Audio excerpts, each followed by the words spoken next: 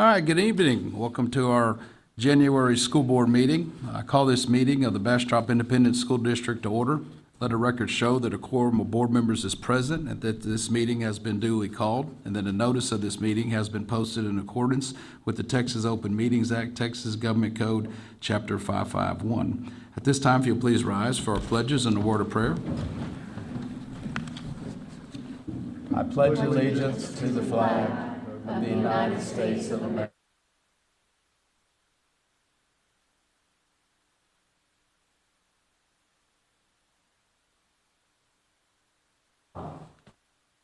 Texas flag. Honor the Texas flag. I pledge allegiance to thee, Texas, one state, under God, one indivisible. If you please remain standing. With us tonight, we have Pastor Bernie Jackson from Trinity Zion Ministries will be offering us an opening prayer for this evening. Welcome, Ms. Jackson. Almighty God, we come before you this evening, God, thanking you for another opportunity, God, for a community to come together, Lord, as we plan, as we volunteer, as we mentor, as we look at ways, Lord God, that we will keep our children safe, provide them with the education that they need, God, and allow them to grow into what you would have them to be. Tonight, Lord God, we ask you to bless this new administration, the superintendent as she leads this district to greater things, God. Keeping in mind our children, our families, Lord God, let us work as one for the common goal, Lord God, of getting these kids what they need. We thank you for this body, Lord God, that helps us with guidance and with policies, Lord God, so that the things that you would have us to do, we do them in the way that you would have us to do. And let the end result, Lord God, be that you are glorified and your children and the families, Lord God, are blessed in the way that you would have them do. We thank you for Jesus, God, tonight, and in his name we pray. Amen. Amen. Thank you, Pastor Jackson. All right, this time, Dr. Lee, would you please introduce our student speaker of character education for the trait of January, which is loyalty. Absolutely. So tonight we have Dylan Redmond. He is a senior at Cedar Creek High School. Dylan, if you want to come on up to the podium. He is an active member of athletics there at CCHS in varsity football and varsity track. He serves in student council as well as the superintendent's student advisory council. And I understand you plan to pursue a degree in economics? Yes, ma'am. All right. And you have a talk for us tonight on loyalty. Loyalty is defined as a strong feeling of support or commitment to someone or something, especially during difficult times. To me, loyalty isn't about staying when things are easy or rewarding. It's about showing up when there is little recognition and every reason to walk away. My high school football career taught me that lesson clearly. Our team hadn't won a game in years, and Friday nights often ended in disappointment. The stands grew quieter, and many teammates quit or transferred, exhausted by the constant losses. Still, I stayed, not because it was easy, but because I committed to my team, my coaches, and myself. I showed up to every practice, every conditioning drill, and every film session. I decided that if we couldn't win right away, I would be loyal to the effort. Over time, that loyalty built something stronger than our record. Those of us who stayed formed a bond built on trust, perseverance, and accountability. We encouraged each other when morale was low and learned to lead through action. Eventually, that loyalty paid off. After years of losing, we finally won a game. It wasn't just a victory on the field, it was proof that staying committed mattered. That win meant more than any easy success ever could, because it was earned through patience, hard work, and refusing to quit when quitting would have been easier. Through that experience, I learned that loyalty builds character. It taught me persistence in school, responsibility in my family, and resilience in everyday challenges. Loyalty isn't always rewarded immediately, but when it is, the victory feels earned. I may not have a shelf full of trophies, but I carry something more lasting, the understanding that loyalty, especially when tested, has the power to change outcomes in people alike. Thank you. Hold on a second, Dylan. Dylan, do you have any family members here with you tonight? I couldn't see back there. Yes, ma'am. My dad over there, and then my mom back here. You want to introduce them? It's my dad right here, James Redmond, and then my mom over there, Christina Redmond.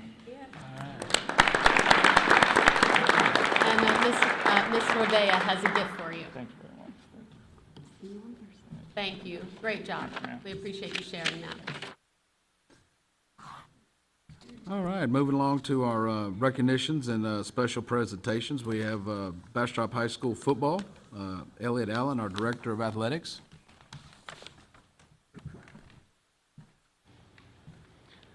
Good evening, Board of Directors and Dr. Lee. It's my honor and privilege to introduce our head football coach at Bastrop, but I do want to just stop for a minute and say, Dylan, that was extremely impressive, and we're very proud of what they accomplished. Bastrop had a historic season this year. Really has breathed the life back into that community. Extremely proud of everything they've accomplished. So I'm going to, at this time, introduce Jake Greedle, our head football coach, and he'll tell you all about it. Thank you.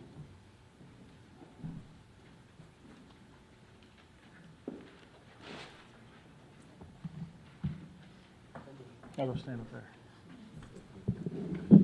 Good evening. Brought a few football guys with us tonight. My name is Jake Riedel. I'm the head football coach, athletic coordinator at Bastrop High School. First and foremost, just want to thank the board of directors for everything that you've done to support us to help get us to this point. Tonight we could have had a room full of guys, but they're running track or powerlifting or getting ready for a basketball game. So the guys that we do have are Austin Moylan, Val Regalado, Zach Wilkinson, and Gary Jefferson Jr. These are 4 of the 15 first-team all-district players that we had on our football team this year. I want to speak a little bit about this year's team. Like Coach Allen said, it was a record-breaking year for us, which we're truly proud of, the work and the growth over the past 4 years that this football program has seen.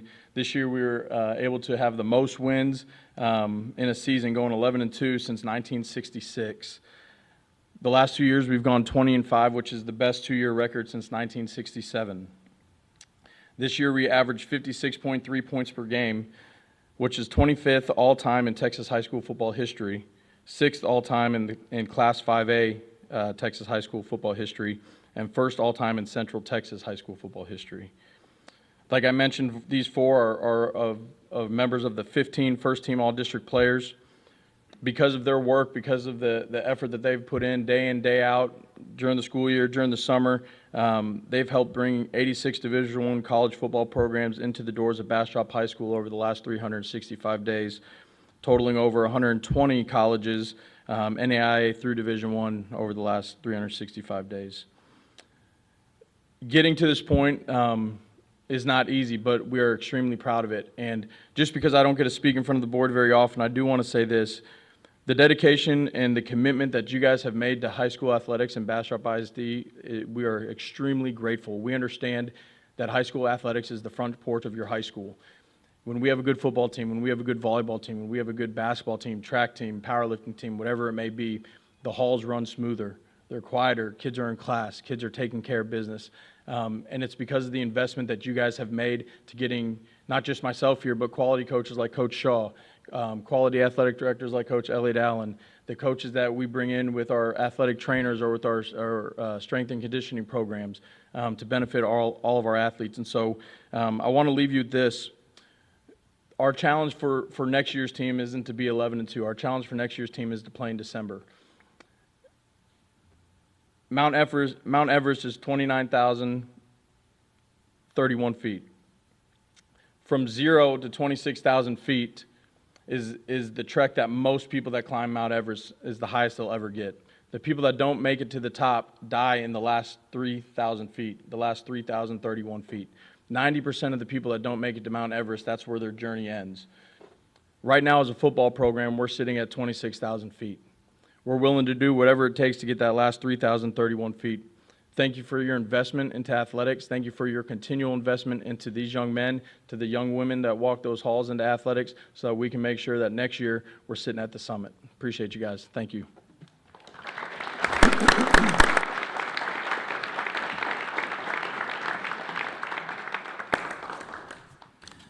Thank you, Coach Girdle, and congratulations to your team. All right, moving on to the proclamation of the Bastrop Chamber 5-star accredited achievement. Evan Moreland, our Executive Director of Communications. Thank you, Mr. Chair. We have several members from the Bastrop Chamber of Commerce here, and I want to invite Becky, the staff, the board, please come up. We're going to put you on display just as Coach Greedle put our students on display a moment ago. Please join us. It's our honor to honor you tonight in this work.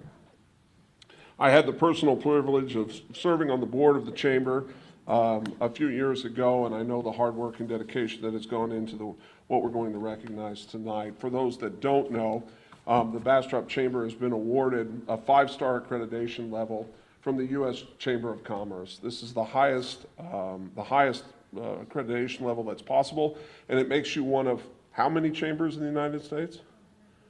154 in the whole country that are accredited at that level.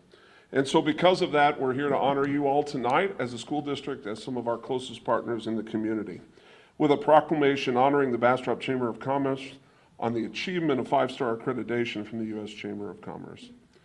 Whereas the Bastrop Chamber of Commerce has served the Bastrop community for more than a century, providing leadership, advocacy, and collaboration to strengthen local businesses and enhance the quality of life throughout Bastrop County. And whereas the Bastrop Chamber of Commerce plays a vital role in supporting economic development, fostering partnerships, and creating a strong and vibrant community that benefits students, families, educators, and employers alike. And whereas the Bastrop Independent School District recognizes the importance of a thriving business community in preparing students for the future success through workforce readiness, community engagement, and a shared investment in the region's growth. And whereas the Bastrop Chamber of Commerce has recently been awarded the 5-star accreditation by the U.S. Chamber of Commerce, the highest level of accreditation recognizing exceptional performance in governance, advocacy, finance, communications, technology, and community leadership. And whereas this distinguished achievement reflects the dedication, professionalism, and vision of the Chamber's leadership, staff, board of directors, volunteers, and members. And whereas under the leadership of Becky Womble, President and Chief Executive Officer, the Bastrop Chamber of Commerce has demonstrated excellence, innovation, and a steadfast commitment to supporting the students, teachers, and staff of the Bastrop Independent School District. Now, therefore, be it proclaimed that the Board of Trustees of the Bastrop Independent School District does hereby congratulate the Bastrop Chamber of Commerce on receiving 5-star accreditation from the U.S. Chamber of Commerce, and be it further proclaimed that the Bastrop Independent School District expresses its appreciation to Becky Womble for her leadership and to the Chamber Board of Directors, staff, and membership for their continued partnership and positive influence on the educational, economic, and civic life of our community. And be it further proclaimed that this proclamation be presented at the Bastrop ISD Board of Trustees meeting on January 20th, 2026, in recognition of this outstanding accomplishment, adopted this 20th day of January 2026, signed by our President, Ashley Mushnick. Please join me in congratulating the Chamber. Don't go anywhere. We have the formal acknowledgement for you. We're going to pose you for a picture real quick. On behalf of the board, and thank y'all for y'all's support and believing in the ISD and what it means so much. Our classrooms, this is exciting. Let's tighten in for a photo if we could.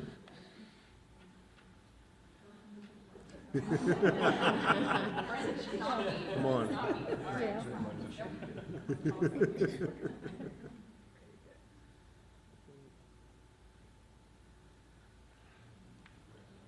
And I'm honored to invite my friend Becky Womble to the podium for a few words.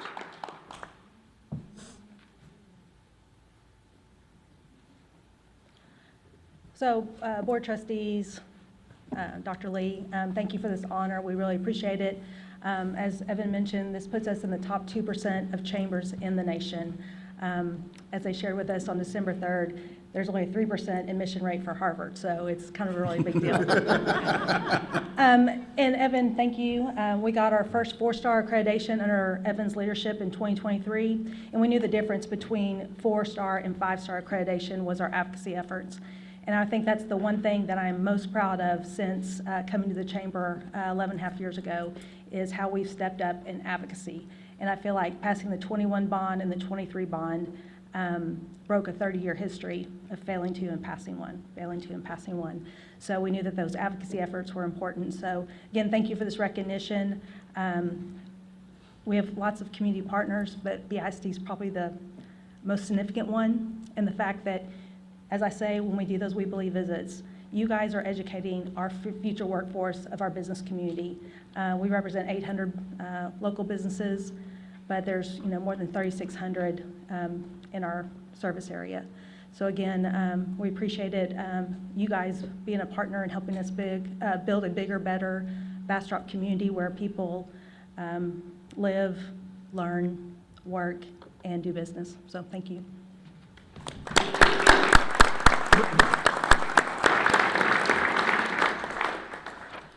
All right, moving along to our recognition of the Bastrop ISD Board of Trustees. Dr. Christy Lee, our superintendent. Yes, it is School Board Recognition Month. I just want to say personally to each one of you, thank you for your public service.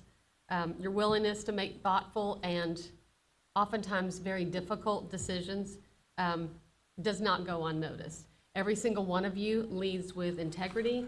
You ask meaningful questions. You balance, accountability with trying to make compassionate decisions.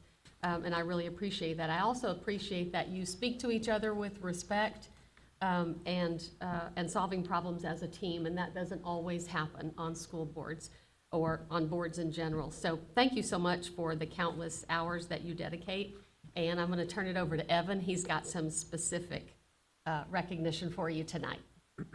Before we dive into that and offer our full thanks to the Bastrop ISD Board of Trustees, it's helpful and I think a little fun to remember that serving on a Texas school board has never been a simple responsibility. Local school boards have been the cornerstone of public education in our state of Texas since the mid-19th century. Some of you might have been there. Established to that was a joke. It was established to ensure community oversight of the public schools, school boards were formally recognized in Texas for the first time following the adoption of the state's first public education system in 1854. You are part of a long train of leaders. In the late 1800s and early 1900s, school trustees across rural Texas, from Central Texas to East Texas, often traveled to board meetings by horseback or wagon. Like BISD today, districts went across vast geographic areas, and trustees sometimes rode for hours or even days to attend meetings. Historical board records in our area from that era frequently quote that meetings were postponed because creeks were swollen or roads were impassable or there was weather or livestock. A little different from the Chick-fil-A line was crazy, or did you see that H-E-B parking lot in that space? But nonetheless, school governance requires endurance, patience, and a good sense of direction, and has long since GPS or paved roads. Texas school boards have also long been responsible for making decisions under less than ideal circumstances. Long before modern building codes and experts like VLK or Bartlett Cock or Chatsco or American Constructors, wooden schoolhouses were common, and they were heated with open flame and fires were frequent. One of our local community board minutes recorded debates about whether a burned schoolhouse should be rebuilt immediately, or whether classes could temporarily meet in churches or homes, or, at least on one occasion, an available barn. School governance has always required decisions that are practical, urgent, and deeply local.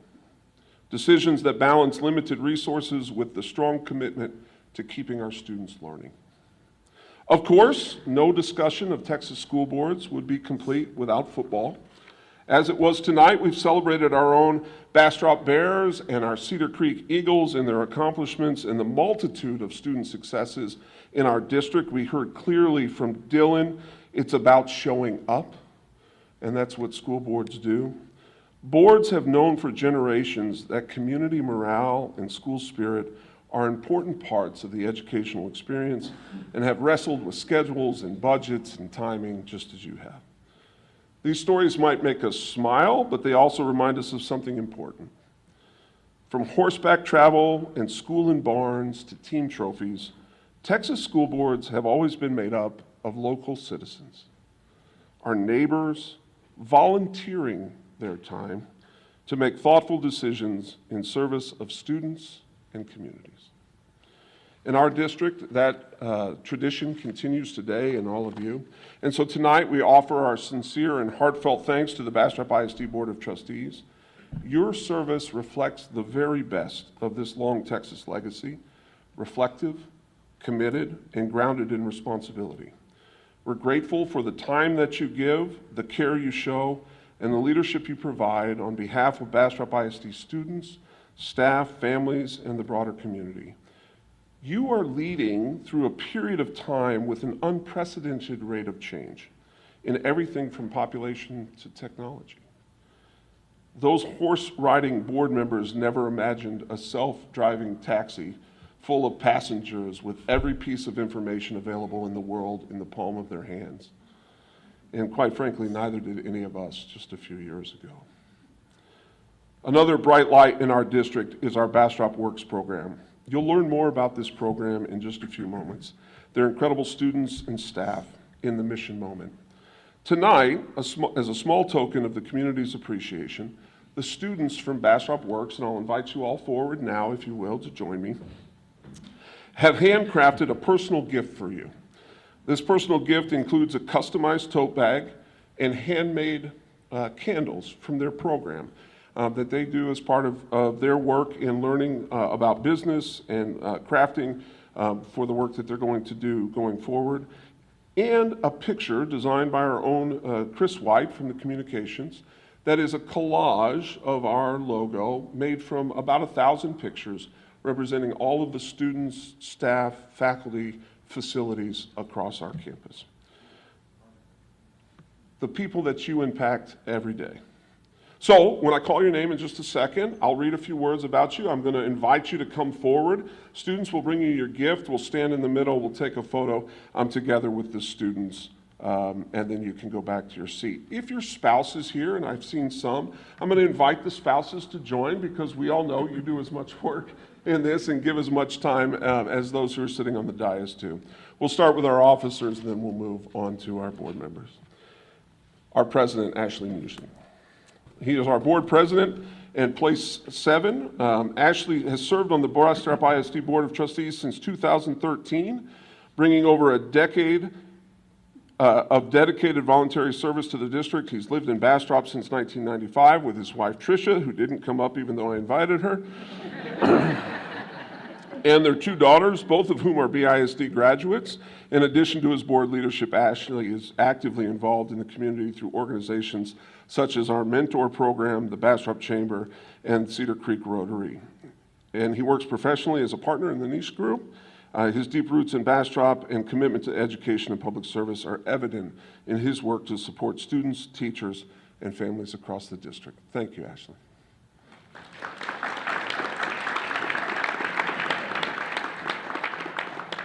Next is our Vice President, Mr. Chris Dillon. Chris has served as a BISD trustee since 2018 and currently serves as Vice President of the Board, a practicing attorney and active member of the Bastrop legal community. Chris participates in several professional organizations, including the Texas Criminal Defense Lawyers Association and the Bastrop County Bar Association. His commitment to public education is matched by his involvement in the community safety and civic leadership, bringing a thoughtful and steady voice to deliberations. Chris has 2 sons, one who graduated and now attends Baylor University, and one who's currently enrolled in Bastrop High School. Thank you for your service, Chris. Kelly Seacatz, our secretary. Kelly has been a member of the BISD board since 2015 and our secretary now. She began her career as a kindergarten teacher in Bastrop ISD. Which was harder, Kelly? Kindergarten or the school board? And today brings her experience as a paralegal, a business owner, and an educator to her board work. A proud Texas State University Bobcat and passionate advocate for student success, Kelly and her husband, Alan, are longtime community members whose 2 daughters are BISD graduates. Her perspective blends educational insight with a strong commitment to preparing all students for future opportunities. Join me in saying thanks to Kelly Seacats. Now we'll go by place. So Mrs. Armstrong, you're first. Carol Armstrong, trustee in place 1, was elected in 2024. Carol brings a rich background in education and community service to her work as a BISD trustee, a former high school biology teacher and math teacher with a current teaching certificate and a Bachelor of Business Administration from Texas State University. Carol opened her CPA firm in 2015, and she's volunteered for BISD committee, served as a science fair judge, and been involved with organizations such as the Family Crisis Center, Bastrop Character Education, and the Boys and Girls Club. Her passion for lifelong learning and strengthening community support helps shape board decisions grounded in student and family needs. Join me in saying thanks to Carol. Sitting in place 3 is Josh Coy. Josh is a lifelong 5th-generation resident of Bastrop and was appointed to fill a board vacancy in 2025 with a deep connection to the community. Before joining the board, he spent 14 years in education, including 12 years with our district, and later worked in the business and community development with Blue Bonnet Electric, and is currently Vice President of Treasury Management at First National Bank of Bastrop. Josh also serves in leadership roles with local organizations, including the Bastrop Chamber, Bastrop Education Foundation. A devoted family man and a sports enthusiast, I think that's fair to say, he enjoys supporting his children, who are both current students and athletes in our district. Please join me in saying thanks to Josh. In place 4 is trustee Priscilla Ruiz. Priscilla brings a heart for service and youth advocacy to the board since her election in 2023. After a 22-year career in financial planning, she moved to Bastrop and has served as youth director at Ascension Catholic Church and as a leadership coach in network building for community health and well-being. Priscilla volunteers with BISD through grant writing and family support efforts beyond the board, and she helps lead initiatives like the Bastrop County Youth Summit. Her deep investment in the community and family life is reflected in her ongoing work to connect students, families, and opportunities that support success. Join me in thanking Priscilla.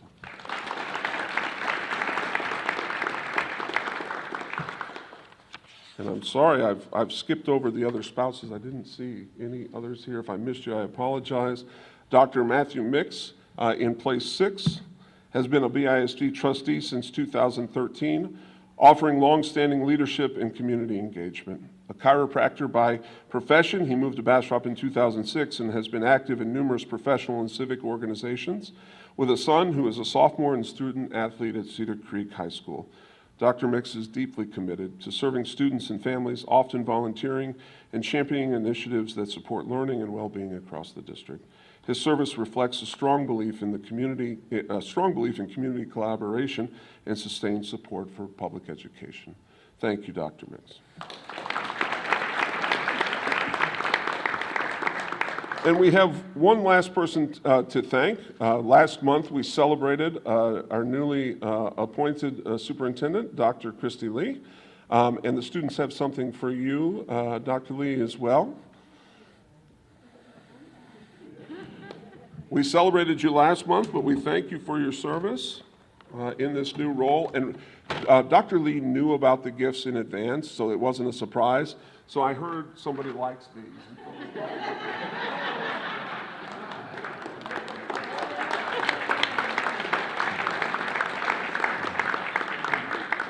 Please join me one more time in thanking all of our board trustees.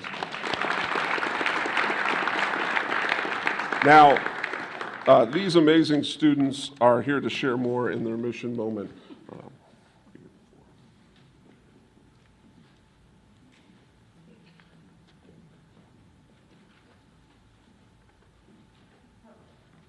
Thank you, Mr. Moreland. We appreciate that. Might add to your history, I'm sure that there were some school board members that walked barefooted in the snow uphill to some of those meetings, because I know my dad, that's how he said he got to school sometime. But anyways, but that's a great history there. That was awesome to hear, and thank you very much for presenting our recognition to us. So moving along to our open forum, the board welcomes comments from district citizens and employees. Individuals or group representatives who have signed up may speak, focusing on public education topics. Please note that the board cannot discuss or act on any issues not listed on the agenda, or ask that all audience be respectful of other speakers and presenters.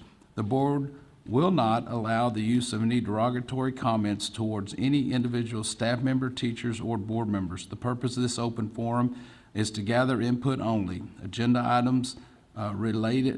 related issues will be addressed at the appropriate time. Looks like we have one speaker here this evening, and she will have 3 minutes. And we have Jamie Williams. Welcome.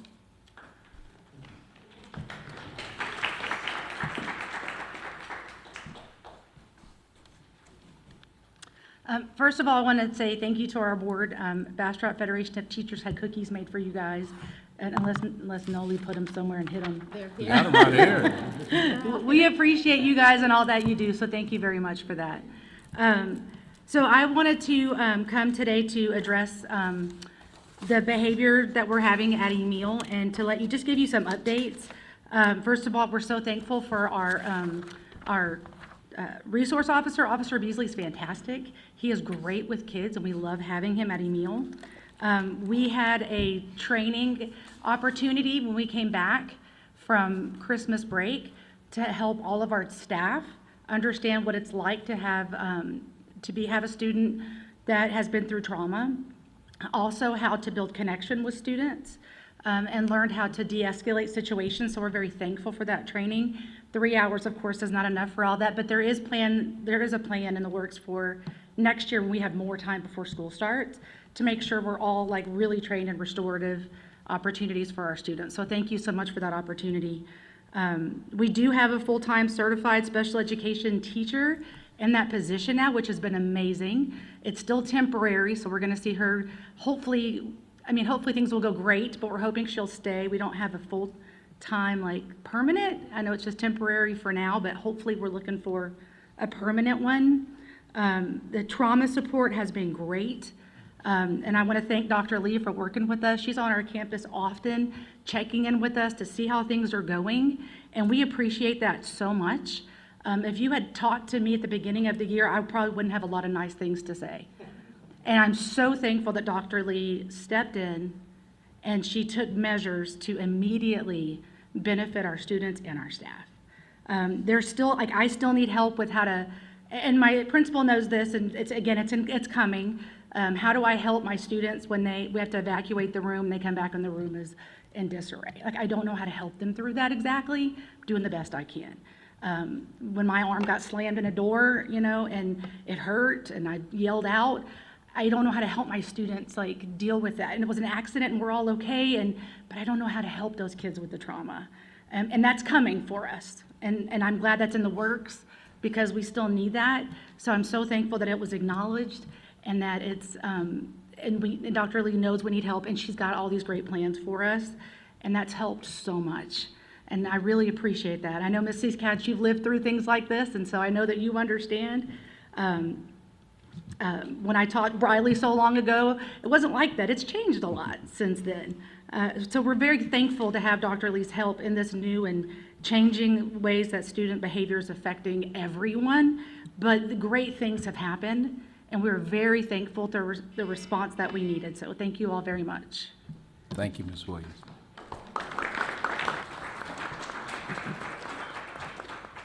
All right, moving along to our mission movement, Bastrop Works. Mark Medley, our Associate Director of Special Programs and Services. Welcome.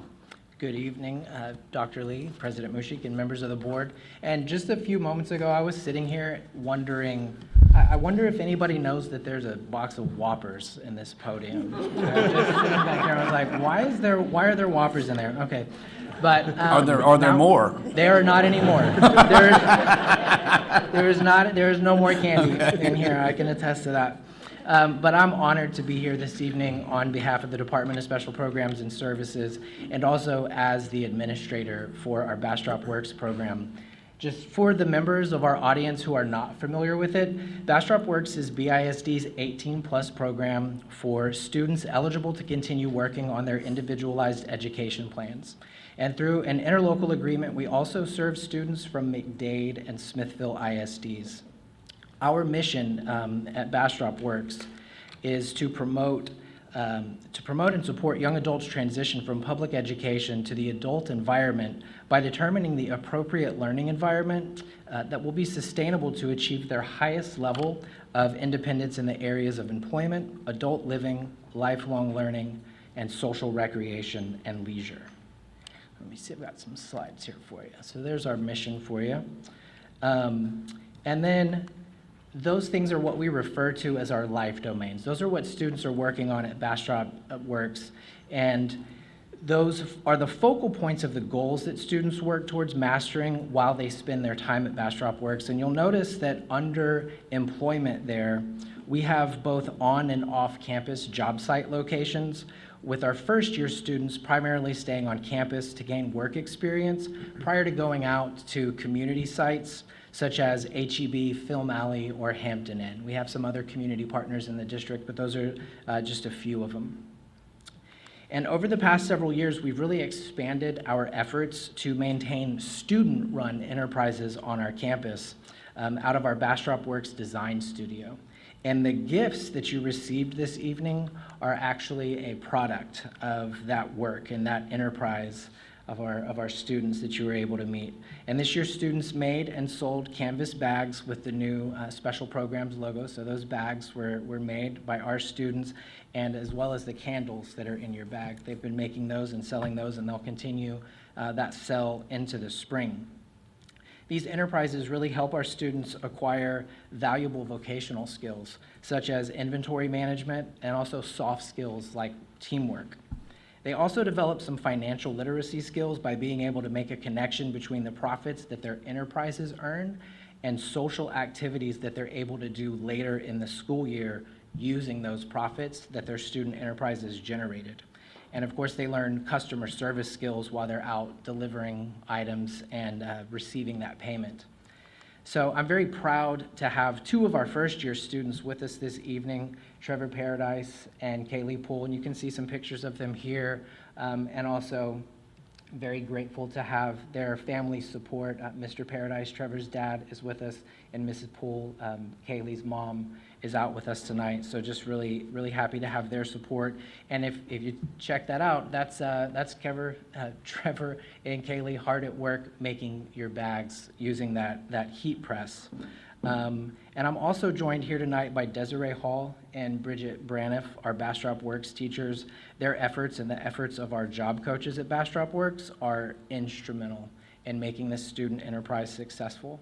So we really appreciate the support that we've received from our school board and our superintendent over the years, and we were really excited to be asked to be here to bestow these gifts to you this evening. Our students worked really hard to create them, and we sincerely hope that you enjoy them. Thank you. All right.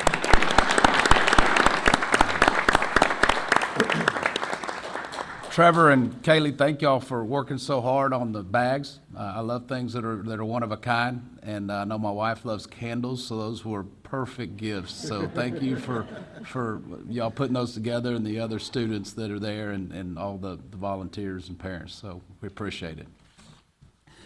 All right, moving along to our superintendent's report. Dr. Lee. Since I didn't get to give a superintendent report in December, because we were doing something else, that was especially fun for me. I have a little catching up to do. So first, I want to say what an incredible time I had all throughout, late November and into December with all of the fine arts performances. Whether it was band or choir or dance, I think I saw it all and I loved it all. Those students work really, really hard. and their teachers and directors work hard for that culminating experience, and they were outstanding. But it also doesn't happen without parents who get them to extra practices, and it doesn't happen without our incredible PAC staff, the staff who are employed here, and all the student workers who do such a great job. So I want to give kudos to everyone. Also, last month, I had the pleasure of participating in my first ever time capsule at Bastrop Middle School. Our principal is here tonight. Tiffany Pearson and her staff put on a really great event. Vice President Dillon and Trustee Coy were both there and participated in that time capsule. I think you guys would probably agree that the students were the highlight of that day. One was an MC. We had speeches that were given. They did a great job welcoming the adult guests, who were there. Just a really fun occasion. And I don't want to forget to do this, so I'm just going to go ahead and say they'll be opening the time capsule in 2050, so I'm going to extend the invitation just to join me 25 years from now, and we will all open the time capsule together. Did Josh and Mr. Dillon's class picture when they served going there, did you get that in the capsule? I will ask Miss, did we get that in the time? Did we get pictures of Josh Coy and Chris Dillon? Awesome, there you go. As long as it wasn't our middle school pictures. Yeah, that's the ones. That's the ones we need, That's yeah. the one, yes. Last month, I also got to spend time with one of our teachers at Bastrop High School, Miss Chandler. In the last 3 years in a row, I guess I've participated in a Bring Your Boss to Work week, and so it was really fun watching just the very intricate steps that she and our other teachers who work with visually impaired students, that they take to make sure that our students have access to the curriculum. So I saw that Braille embossing machine hard at work, and as well as this one particular student who I've been seeing since he was in 3rd grade, using a special computer and keyboard. And so I really appreciate that invitation each year to come and do that.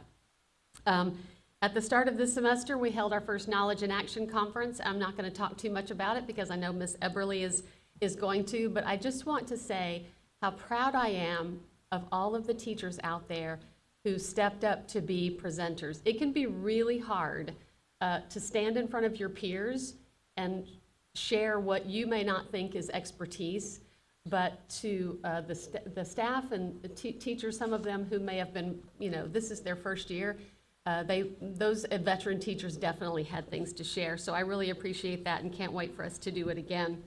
And just a couple of little things here at the end. Yesterday, I attended the MLK Walk over in Elgin. That's a whole Bastrop County thing, and it was so great. I loved hearing our students give their speeches, one of whom was here tonight, Gary Jefferson Jr. He just did a phenomenal job, and I learned so much about his family from listening to his speech. Alberto Vera from Cedar Creek High School and Kaylee Salas from Circa. They just made me very proud. I want to thank Bastrop County Cares, the Bastrop County Emergency Food Pantry, and the St. David's Foundation. Because of them, we've been able to expand our Nibbles Backpack, our food program, on Fridays to Adelton Elementary. So that's been great. We will recognize this lady in an upcoming board meeting, but I just want to say congrats publicly to Jennifer Blum. She is one of 5 counselors in the entire state of Texas that is an HEB Educator Award finalist. So hopefully she will be the winner and will take home a big fat check. But she got a small check for $1,000, and I enjoyed telling this story to Cabinet this morning, that when they presented her with the giant $1,000 check, her son said, $1,000, that seems a little overkill. But it was a lot of fun. I also want to say congratulations to Cedar Creek High School alum, Alfred Collins. He was, plays in the NFL I wish he was playing for the Texans, but he plays for the 49ers, and was just given an award that honors him, certainly as a player, but more as a human being. And we all know and love Alfred, and that, kind of sums him up, just what a great person he is. And I wish him continued success on and off the field. And finally, in closing, I want to introduce, we have our new Director of Safety and Security who's with us tonight, Ethan Schindler. So this is his first board meeting, and so you'll be seeing his face around the district, all the principals, and you already have seen him and welcomed him into the BISD family. So thank you very much for doing that. Welcome, Ethan. And that's all I've got tonight. Thank you. All right, thank you, Dr. Lee. Our business service report and our communications report are for information only. Ms. Armstrong, did you have some comments in regards to some of the items on the reports, or? I can do them now, or I can wait I till can wait. right before the consent agenda. We'll do that. Perfect. That way, Okay, nope. maybe during the presentations, they might answer some of my questions. Perfect, not a problem. All right, moving along to the curriculum instruction report. We have the mid-year district progress. Jennifer Eberly, our Chief Academic Officer. Welcome. Almost a chief financial Finance, officer. you don't want me there. That's Mike's role. You never know, you know. Okay, good evening, School Board and Dr. Lee. In October, Kendra Monk presented the District Improvement Plan goals and performance objectives. Tonight, we're here to look at a mid-year review of some of our towards those goals and action steps. So hold on tight, guys. Okay, are you ready? So, let's see, there we go. Our district improvement plan is grounded in student-centered goals that focus on continuous improvement. These goals align with the 3 domains of the SANE accountability system: academic achievement, academic growth, and closing the gaps, and are directly connected to our Bastrop ISD strategic priorities. The district plan includes intentional action steps designed to move us towards these goals. Tonight, we will review first semester data from some key areas of the district improvement plan that connect to the strategic priority areas of academic achievement, professional learning, and student ownership. So let's jump right into student achievement. In December, our high schools completed retesting for end-of-course or EOC assessments. At the high school level, students are required to pass these EOC assessments to meet graduation requirements. December is one of those opportunities to test if they did not make approaches the first time around. On this slide, you'll see the 5 EOC assessments and the change in performance from 2024 to 2025. English 1, English 2, and Algebra 1 were a major focus area leading into our December retesters, and we saw significant gains in all of these areas. U.S. history saw a slight decrease, but that was consistent with state-level results and also impacted by the number of students that took the retesting exam. So just to give some kudos to some of our highlights, double-digit increases that we saw: English 1 and Algebra 1 for Cedar Creek High School, English 2, Algebra 1 and U.S. history for Bastrop High School, and Genesis High School saw a double-digit increase in the amount of students passing in all 5 subject areas. So thank you to all the hard work for those campuses on their December retesting. Advanced academics also plays a significant role in student achievement and is a key component of Domain 1 in high school accountability. Tonight, I want to highlight 2 ways that we're continuing to strengthen our advanced academic pathways. In the spring of last year, we began implementing the STAMP assessment, a Spanish language proficiency test that allows students to earn Spanish foreign language credit through one single exam. Now in our second year of implementation, we're seeing a high percentage of students earning credit for the first 2 years of Spanish, with some students even earning credit up to 5 years of Spanish. The chart at the top shows both the number of students earning the credit and the percentage of the total students who tested that earned it. We are in the process of completing a second round of assessments that will be added to this preliminary data. This expanded access opens additional opportunities for students to enroll in advanced placement Spanish courses, earn college-level credit, meet CCMR indicators, and qualify for the Global Seal of Biliteracy. BISD continues to partner with the University of Texas On-Ramps program at Bastrop High School, Cedar Creek High School in Circa. On-Ramps provides students the opportunity to take college-level courses developed and administered by UT professors with daily instruction delivered by BISD teachers. We currently offer 6 On-Ramps courses, 3 of those which include lab components. Preliminary data provided by UT indicates that a large percent of our students are on track to earn the college credit at the end of these courses. This data also helps us to identify and provide targeted support for students who may not be on track yet. We're also excited to announce that TURCA has been awarded the 2025 Advanced Placement Honor Roll Bronze Distinction. This recognition honors campuses for expanding access to advanced placement coursework and supporting college readiness. The award is based on the percentage of students taking the advanced placement exams and scoring a 3 or higher. Congratulations to Mr. Conradi and the staff at Circa High School.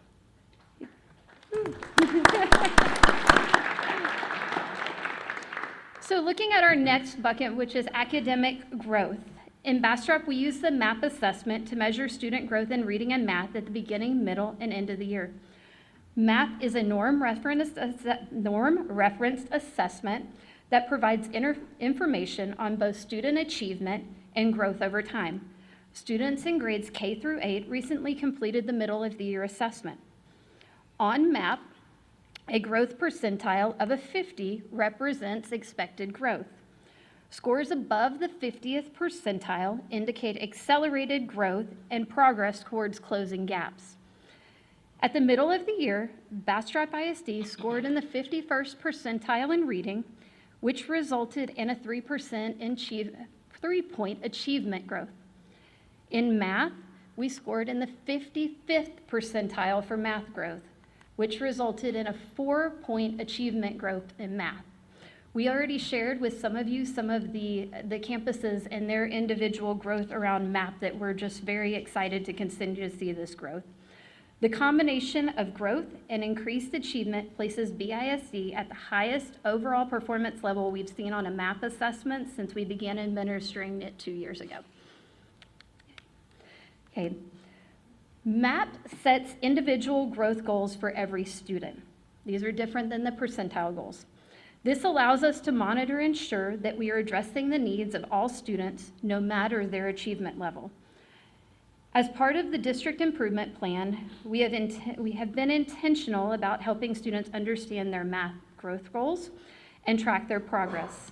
This work takes place through student conferences, tracking tools, giving students ownership of their data, and allowing them to monitor their progress over time, and also celebrating successes along the way. We closely monitor individual student growth towards these goals with a district target of at least 55% of students meeting or exceeding their individual growth goals by the end of the year. At this point of the year, we are approaching our reading growth goal district-wide with 2nd grade and 4th grade already exceeding that target. In math, we are seeing larger gains with the district already meeting that goal and several of our grade levels exceeding it. We will continue to build on the work around student ownership and data monitoring to increase the number of students reaching or exceeding their own individual goals. And the final area of our district improvement plan is closing the gaps.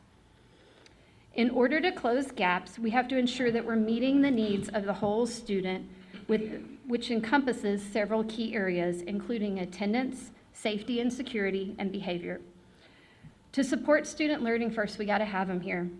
This year, we've seen an increase in attendance and are just shy of our 94% goal. As of this morning, we were at 93.84 year to date. Yeah, yes.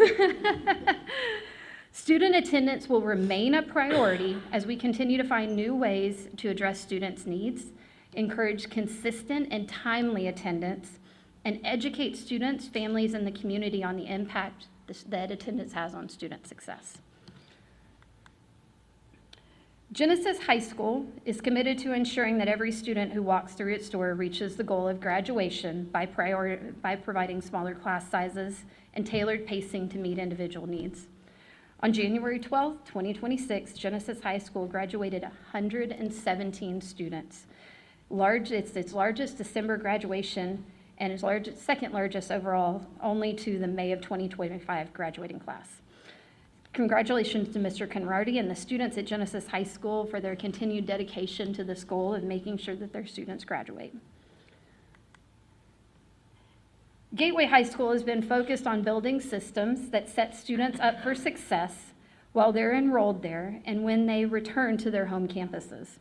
These systems, combined with strong partnerships with their home campuses, have contributed to a decrease in the percentage of students experiencing recurring placements at DAEP.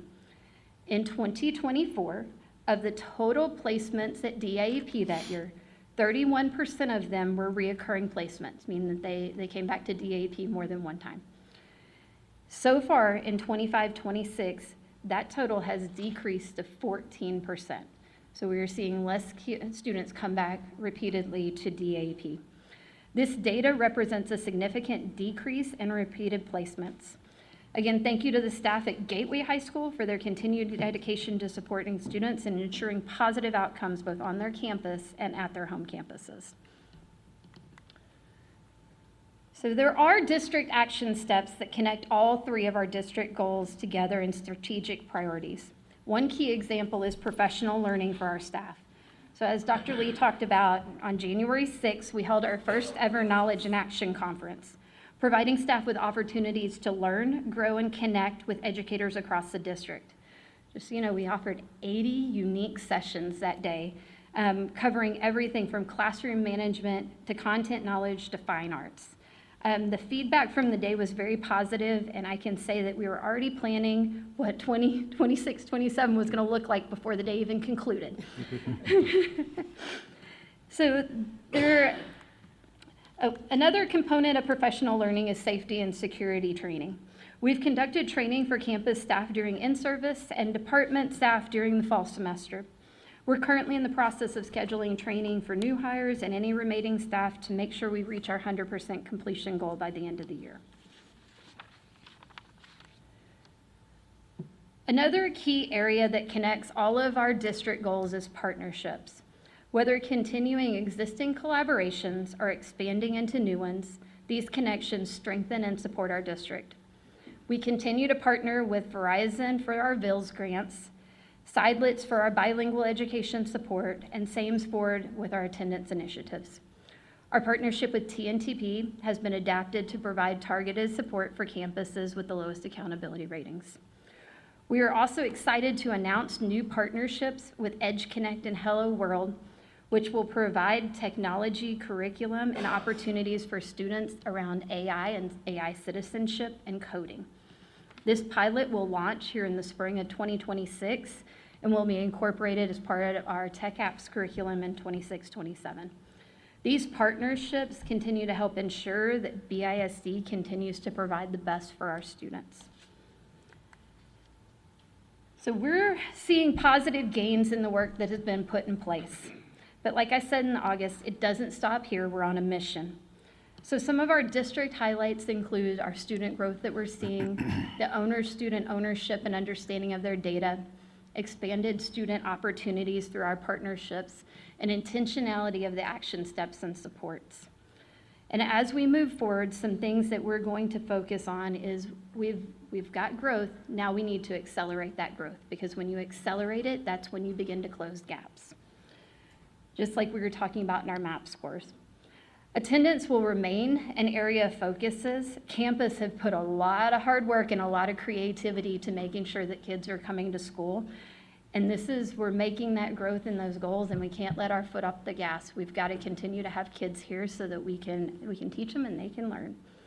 And then we're going to continue to shift supports based on data so that we can close gaps with grade levels or campuses to ensure that we're all meeting the goals that we want to meet. So all of this doesn't happen without a lot of great people working together. So to our campus administrators, for those of you in the back of the room, and campus staff, thank you for making the magic happen daily. You are the ones in there doing the work, and you're doing a great job. Thank you to the service center and departments for continuing to support these goals. We've all been focused on the right thing, moving the right direction. So thank you. That's the mid-year update. And do you have any questions? I do have some. Go back to the screen before this. Yes, ma'am. That one. Yep. The expanded student opportunities. I was reading in the information that you sent us, and I just want to congratulate and I guess, expand on what the school is doing, because in here, the district has developed internal internship to help some students with the maintenance and operations. And I think that's wonderful as a business owner, and as Becky was saying, that's, you know, we've got to have students that are aware and ready to hit the ground, and I don't mean college bound sometimes. So I do kudos on that one. And also on the same thing, the P-TECH, your P-TECH workforce with the health science, placing them in the pharmacies, also with the advanced manufacturing students. I think that expanding the student opportunities, it's amazing when you can, as a business owner, and some of us are there, if you have a student that has the good work ethics and knows more, it's just not just about the money. And it seems that the district is instilling that in some of these, or the ones that are involved with it. My question is on the internal internship right now is with maintenance and operation. Any plans on expanding it to other areas, within reason, but if this goes wonderfully, any areas to expand it? So first of all, let me say kudos to Raina Ellis and her team, Ms. Stagman back there at Cedar Creek High School, and Ms. Gabriel that's here, because all of those things wouldn't have been possible without those teams all coming together to make those things happen. As always looking for the right opportunities to expand everything that we've got, making sure that we've got enough to move forward in the best interest of our kids. So, yep. Thank you. That's an awesome job. Yeah. Really? All right, thank you very much. Appreciate it.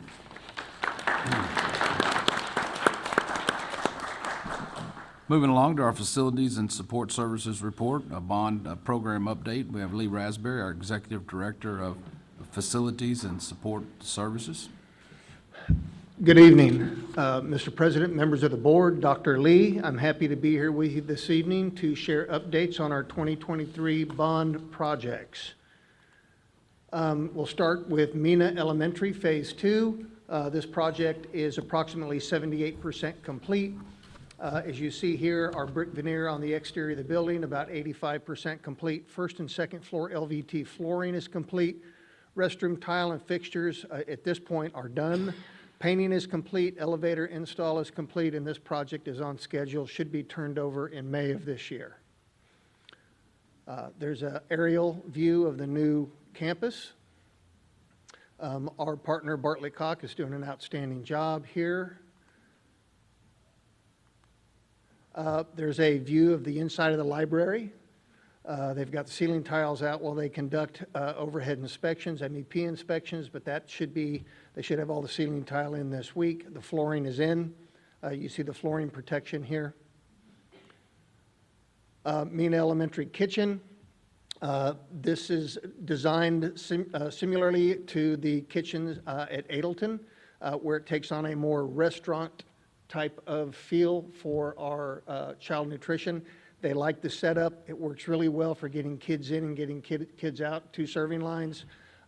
They enjoy it, or they're really enjoying all the new equipment that we're putting into these kitchens.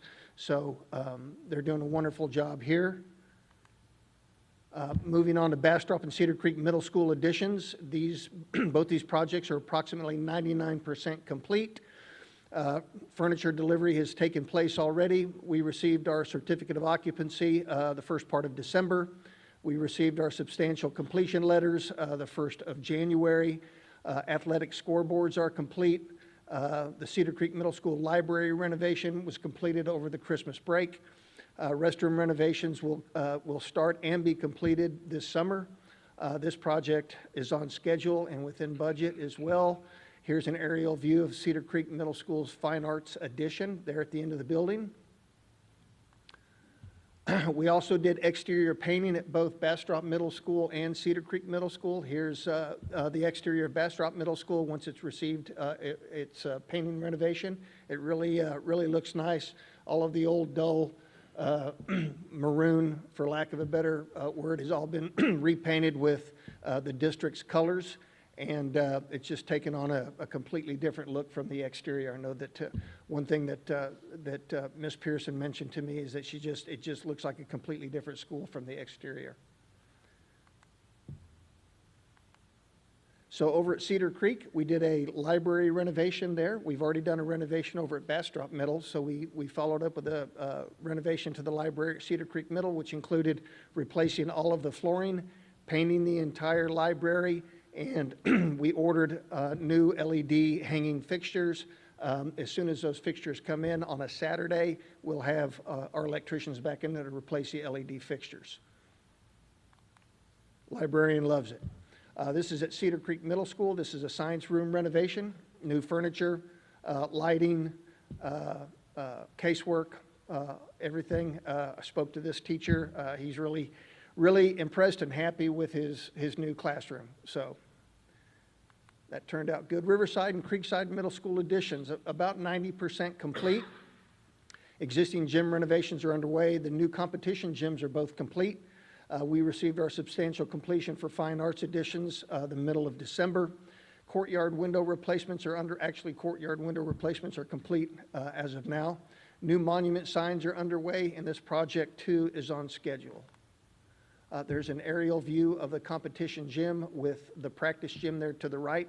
The practice gym actually had to have the roof removed, and so that puts us in the 90th percentile for completion, because we removed the roof, shored up all 4 of the tilt walls, and then replaced the roof. And here's the inside of that gym once all of the new framing members are in place, the brand new roof going on, and then the renovation will continue with flooring and everything else in that gym. Now here's a picture of the Riverside Middle School competition gym. Doesn't that look nice? I mean, that's middle school. That's a middle school gym, and it just really, really looks great. Staff love it. The players love it. Principal and staff just really do enjoy it. Our partner, American Constructors, did an awesome job and continue to do an awesome job, but the gym really looks great. Here's a picture of the Creekside Middle School weight room that's been completed. They're really enjoying it. They've got all their weight equipment in there. The students are currently using it. It turned out really well. And here's the Creekside Middle School competition gym. Much like the Riverside Middle School gym, just really, really impressive work for middle school. We're really excited about it, really happy with the way that it turned out. Again, this is American Constructors. Bastrop High School additions and renovations, currently about 25% complete. We're on schedule to turn this one over in December of 2027. We've got the approximately 38,000 square foot classroom wing is the red iron that you see across the road. Going up, they're really making a lot of progress on the steel. The gym, dance studio, and complete re-roof will happen over the course of 2 summers, the re-roof for that campus. New classroom wing, structural steel, I just mentioned that. Competition gym tilt walls and roof framing is complete. South Bear Drive complete, 95% complete. And then we did award the roofing, the project to the roofing subcontractor. That happened about 3 weeks ago with a summer 2026 start for half of the roof, the other half being completed next summer. There's an aerial of the new classroom wing that you can see up front. It's got the first floor decking in place. They'll be pouring that concrete probably in about 2 weeks. The next time I show you this picture of the roof, it'll be a new roof. You won't see that, hopefully.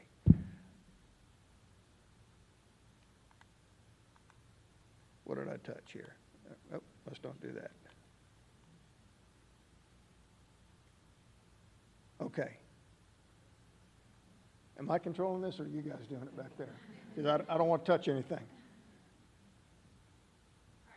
Okay, thank you. I appreciate that. This is the new competition gym tilt walls have been completed, like I said.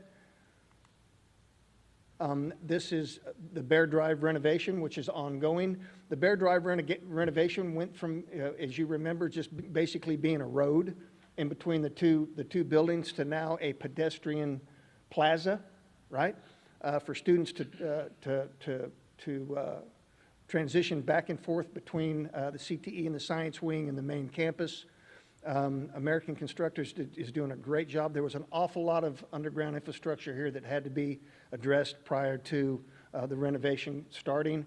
They've done an outstanding job keeping traffic flow moving for the principal and their staff and the students. It's been tricky, but American has done a great job of working with Ms. Gabriel and her staff to keep a lot of kids transitioning in between buildings. Cedar Creek High School additions and renovations, 100% complete. We've just wrapped up the punch list on this building. Here's the second floor hallway. They really, this is, again, this is Bartlett Cock General Contractors. They've done a wonderful job on this project. That's a great view of the stairwell going up to the second floor, that being the dance room there to your left with the door that's open. There's a view from the courtyard, a view of the Sky Bridge. Police administration and operations, about 85% complete. We're on track for a spring 2026 turnover of this facility. Concrete paving is complete. Asphalt paving is underway, or they're prepping for it as we speak. Tape float and texture complete in Area A. Rock wainscot is complete around the building. Our MEP startup has been completed. Storefront glass is installed, and this project too is on schedule. This is a Chasco General Constructors job. Again, a great partner, and they're doing a wonderful job for the district. Here's an aerial view of the building. You can see all the concrete paving is in place. Everything that you see that's compacted base will get paving. This is the second floor teacher and staff training area, designed to hold between 225 and 240 folks upstairs. There will be a sliding wall down the center of the building, so you'll be able to have breakout sessions on either side, or open it up if you've got a large group. Just to the rear of this, what you can't see from this photo, but just to the rear of this is a small kitchenette, so that if you're having lunch delivered, or if you're having our fine child nutrition department prepare a lunch up there, everything can be done from that kitchenette. This is a view from one of the mezzanines down into the warehouse area. This all will be 3 rows of racking when it's completed. Gateway and Circuit Genesis renovation has not been complete, or has not started yet. We are on track. This will start as early as spring break over at Gateway, and then they'll move immediately over to Circuit Genesis for the classroom renovations there. Once we move police over to their new digs at the police operations facility and free up that space, Chasco will begin renovating those classrooms for Circuit Genesis. That's all I have this time around. I'm happy to answer any questions that you might have about our projects. I do have one. Again, it's from the board package, and I think Dr. Lee mentioned that you would have the answer. Or at least an answer. In there, under the cold storage and operational continuity, there was going to be a refrigerated freezer box trailer purchased. How big and where is it going to be kept? You're right, I do have an answer for you. But what I would like to do is I would like to invite up our Director of Child Nutrition, Ms. Talpor, to come up and talk to you a little bit about that trailer, if you don't mind. Mm-hmm. Good evening, Dr. Lee and Board. Welcome. We are going to, as a department, we plan to purchase a boxed trailer, as Lee mentioned. Whenever we have a freezer go down at one of our schools, like we do at Cedar Creek High School right now, we have nowhere to store the food. Last month, we lost about $9,000 of product because we have nowhere to, the freezer goes down, where do we put it? Purchasing this vehicle will allow us to store food immediately when a freezer goes down. The plan right now at Cedar Creek High School is we rented a box truck, and it in the long run will cost us, it'll be more cost efficient if we purchase the vehicle, which is what we're currently doing. We plan to have it stored at. That's where he goes in. I'm guessing it's probably going to be at the police operations facility, because we've got a lot of parking over there. So. You get dubs on anything left over, huh? There's a significant amount of secured parking, and so that's what we do plenty of. For that. So that is the plan for that. Great, great. Awesome. I have one more, since you're up, Yes. since you're up, and again, reading, and I think this is really an awesome decision that you all are going to try, and I say try, I think you're going to try to do a partnership with the Common Market. Yes, we are. We I have did started some that. research on that organization, go to the website. It really sounds like a very nutritional, wholesome partnership that the school, since you all are trying to go more of making Stretch. meals, more nutritional meals, more appealing meals. And I also noticed that the website, I don't know if Bastrop's using it or plan to using it, but they did actually have a Elgin poultry that is part of this organization. And I commend you all, and it's awesome that you're going to try to stay local as much as possible. We actually have product coming in tomorrow, and we're starting with the high schools. They will serve on Thursday from that farm. Where they're going to serve, part of the menu will be chicken wings. So we have a recipe that actually Manor ISD shared with us, and we're going to use it. We've partnered with them, and we've procured a partnership with the Common Market. That's So we great. will be able to start bringing in local, and I have an idea for a local, like a day where we'll do local vegetables and fruits, and that'll be on the menu it'll be on the menu, the poultry is on the menu this month. It is a little bit more costly, but my plan is to adjust the menu that week so that we are able to afford it. And so next month, we'll see more of that on our menu. On the fruits and vegetables, now, let's face it, watermelon should not be available in December. So, it is, but, so are you going to provide just what is kind of in season to the students, which is, I think, again, broadening their culinary appetite and exposing them to fruits and vegetables that they may never experience? Yes, the Carmen Market has a great monthly feature, and then that's what we'll work on. We currently do that. We only bring in fruits and vegetables that are in season. Great. Yeah. Please, Yeah. I would love, maybe in September, I would love to know how it's going. Absolutely. Yeah, I'd- great. Thank you. Thank you for your time.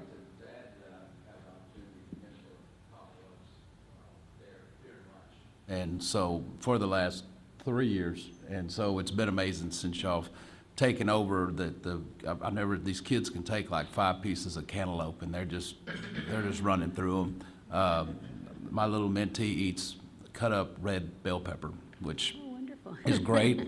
He's eating those, but they're able to get as much as they want when they're going through the food line. And I even noticed the oranges the other day, y'all had them pre-cut, which is great because some of them couldn't, seen so much fruit over a 20-year period of time mentoring in cafeterias just thrown away because either they don't have teeth to bite into it or they can't peel the orange. But it's just simple things like that. And so anyways, and definitely the fresh choices and being able to get as much as they want. So, and the food looks great, smells great. I haven't tried some of it. It was very impressive. So great job. Thank you so much. I appreciate that. Any other questions for Mr. Raspberry? Yes, ma'am. I was looking at the photo of Mina, and I just wanted to double check on the second level of the library. I don't know if I saw that in the photo or not. Maybe I'm just hoping I did. No, so I didn't make it. But will the new elementary school starting in April have a second level in the library? No, ma'am. Similar to Adelton? No, ma'am. Okay. It's open to the ceiling. That half, you know where it's like half? That's a large group instruction area. Right. Yeah. The library? It's open to below, the LGI is open to below, but it won't have a true second floor So above there'll it. be, so it won't look like that? Yes, ma'am. It will? No, it will not look like that, no, ma'am. Okay, I was just curious. Also keep in mind that the MENA site is, I think, 6.7 acres, which Yeah. is, Yeah. so, I didn't so, have that. some of the things that are in Adelton or, Colony or Camino Real are are not at MENA. We tried to match it as much as we could in terms of the space. I was just curious if they'd get that extra classroom space. Okay. And then on MENA as well, the old building will be demolished in the summertime. So that's, As soon as they turn this over to us, they've already pulled a demo permit, so they'll start the demo just as soon as we put students in this building, they'll start the demo. awesome. All right, any other questions? Thank you very much. Appreciate you keeping all that together. Moving along to our human resource and our police and safety and security reports. Those are for information only, and we are glad they are. So keep up the good work. Before we move into consent agenda, did any board members have any other questions in regards to reports or updates? I've got just one more, and I think I talked to Dr. Lee about this, again, in the package that mentioned the Parent Square communication, and I think that's a wonderful, awesome idea. Any type of feedback since you just started it? Has it been, are parents receptive to it?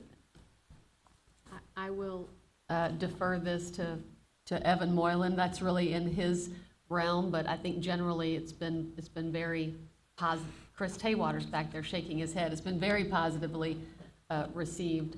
So, as you read in the package, 99.6% of our households have at least one contact, of our students have at least one contact in their household.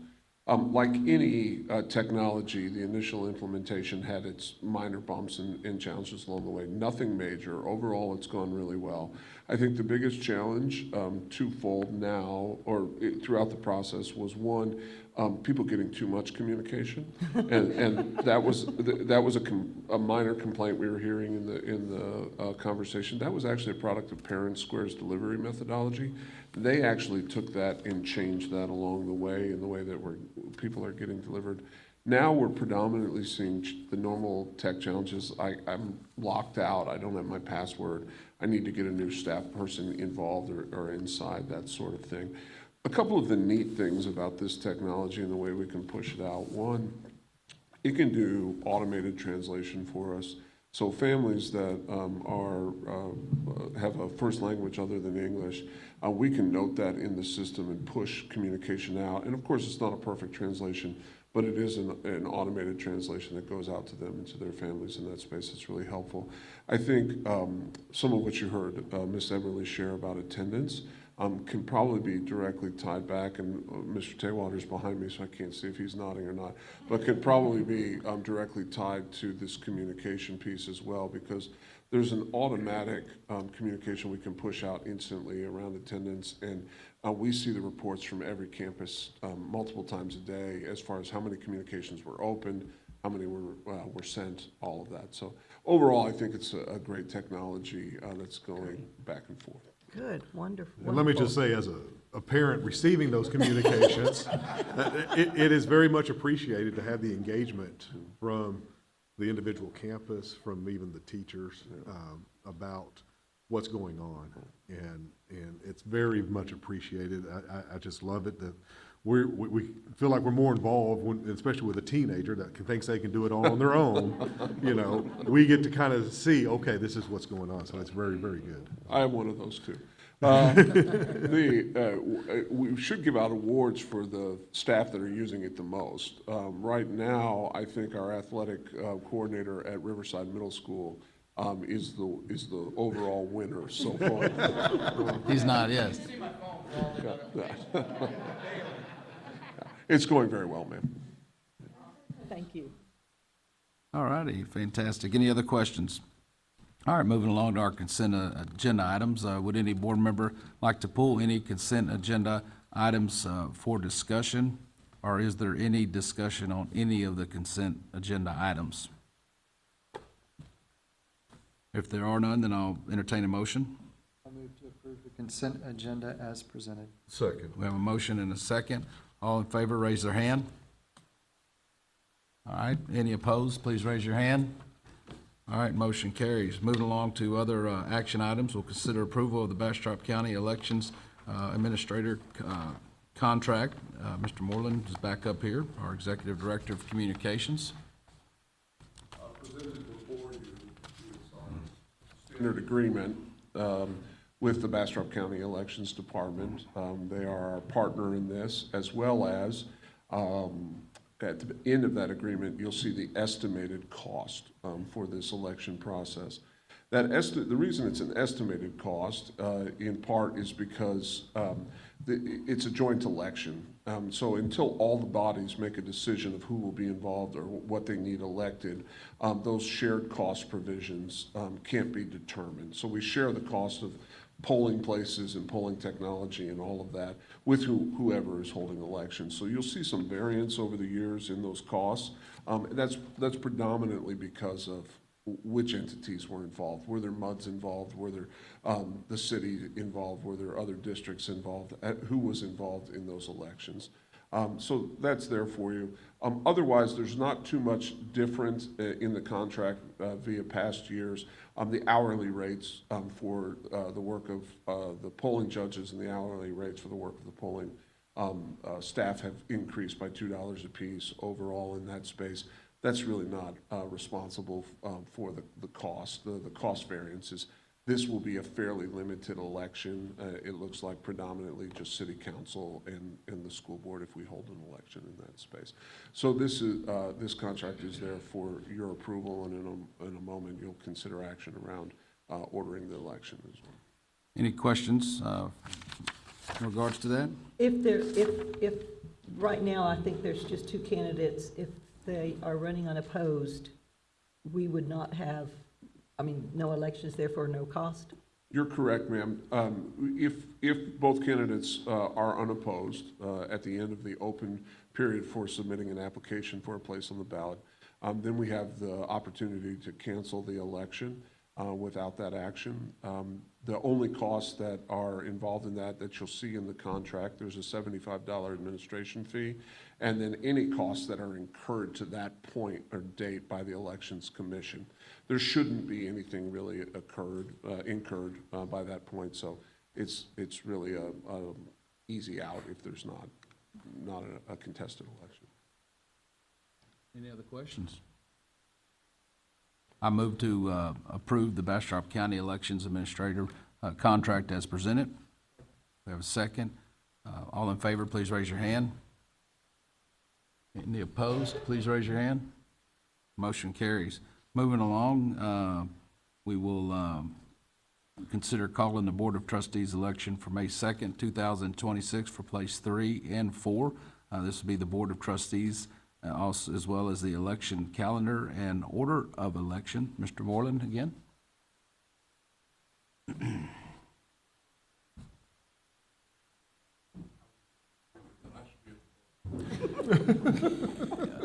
The folks on the watching from TV can't see unless we're at the podium, so. I'll blame it on being a newbie.